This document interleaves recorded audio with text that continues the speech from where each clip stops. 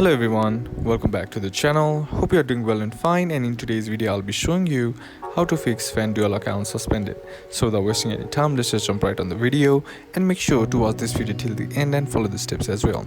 So the first thing that you need to do is open up your browser, and then on the search bar simply type in fanduel.com, and once you enter it you will be seeing this homepage of the FanDuel. Now all you gotta do is just simply click on this option that says support right here, and once you click on it, here you'll be sent to the support homepage of the FanDuel.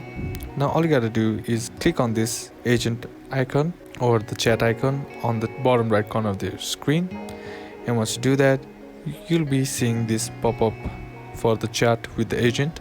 Now all you gotta do is fill out the boxes corresponding to their information, like first name, your last name, your email, your subject, and your product if you have it. And once you scroll down, you will enter in your location, and on subject what you need to do is type in your account suspended, and all you gotta do is click on start chatting.